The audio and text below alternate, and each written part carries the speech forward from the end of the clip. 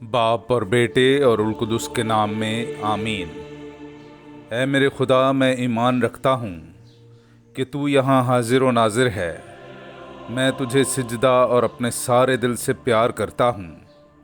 تو نے مجھے نیست سے پیدا کیا، اپنے بیٹے کی موت سے چھڑایا، اپنے روح القدس کے فضل سے پاک کیا۔ تو نے گزری رات مجھ کو سلامت رکھا اور آج کا دن مجھے بخشا ہے۔ ان اور سب باقی نعمتوں کے لیے جو تو نے مجھے بخشی ہیں، میں فروتنی سے تیرا شکر کرتا ہوں۔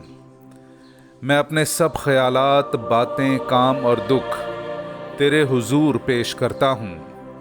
مجھے اپنا فضل بخش تاکہ میں تجھے ناراض نہ کروں، بلکہ سب طرح سے آج تیری پاک مرضی بجا لاؤں۔ آمین۔ خون ریز شہر پر افسوس۔ ہمارے لیے آج کی پہلی تلاوت نحوم نبی کی کتاب، اس کا 2 باب، پہلی، تیسری اور پھر تیسرے باب کی پہلی سے تیسری اور چھٹی سے 7ویں آیت تک۔ بکھیرنے والا تجھ پر چڑھ آیا ہے، پس قلعے کی حراست کر، راہ کی نگہبانی کر، کمر بستہ ہو اور خوب مضبوط رہ۔ اس کے بہادروں کی ڈھالیں سرخ ہیں، اس کے جنگی مرد ارغوان پوش ہیں۔ ان کے خروج کے دن ان کی رتھوں کا فولاد جھکتا ہے اور چلانے والے دیوانہ ہو گئے ہیں۔ خون ریز شہر پر افسوس، وہ جھوٹ اور لوٹ سے سراسر معمور ہے، وہ لوٹ مار سے باز نہیں آتا۔ سنو چابک کی آواز، پہیوں کی کھڑکھڑاہٹ، گھوڑوں کا کودنا، رتھوں کا اچھلنا، سواروں کا چڑھنا، تلواروں کی چمک، نیزوں کی جھلک، مقتولوں کے ڈھیر، لاشوں کے تودے، لاشوں کی انتہا نہیں، لاشوں سے ٹھوکریں کھائی جاتی ہیں۔ اور تجھ پر نجاست ڈالوں گا اور تجھے رسوا کروں گا اور عبرت نما ٹھہراؤں گا۔ پس جو کوئی تجھ پر نظر کرے گا وہ تجھ سے بھاگ جائے گا اور کہے گا کہ ہائے نینوا کی بربادی، کون اس پر ترس کھائے گا؟ میں اس کے لیے تسلی دہندہ کہاں سے لاؤں؟ پاک کلام کا پڑھا اور سنا جانا ہم سب کے لیے باعث برکت ہو۔ خدا کا شکر ہو۔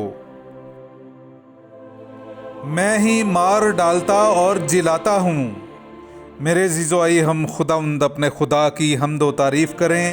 میں آپ کے سامنے پڑھوں گا تثنیہ شرح کی کتاب، اس کا 32واں باب، 35ویں سے 36ویں اور پھر 39ویں سے 41ویں آیت تک۔ انتقام لینا اور سزا دینا میرا کام ہوگا، جس دن ان کے پاؤں پھسلیں گے، کیونکہ ان کی ہلاکت کا دن قریب اور ان پر گزرنے والا حادثہ دروازہ پر ہے۔ خداوند اپنی امت کے حق کا محافظ ہوگا اور اپنے خادموں پر ترس کھائے گا جب وہ دیکھے گا کہ ان کی طاقت جاتی رہی اور کہ باقی کوئی اسیر یا آزاد نہ رہا۔ اب دیکھو، میں وہی ہوں اور میرے سوا کوئی معبود نہیں۔ میں ہی مار ڈالتا اور میں ہی جلاتا، میں زخمی کرتا اور میں ہی شفا دیتا ہوں۔ کوئی ہے ہی نہیں جو میرے ہاتھ سے چھڑائے۔ میں اپنا ہاتھ فلک کی طرف اٹھاتا ہوں اور اپنی ابدی زندگی کی قسم سے کہتا ہوں، جب میں چمکتی تلوار کو تیز کروں گا اور انصاف کے لیے اپنا ہاتھ بڑھاؤں گا تو اپنے مخالفوں سے انتقام لوں گا اور اپنے کینہ وروں کو سزا دوں گا۔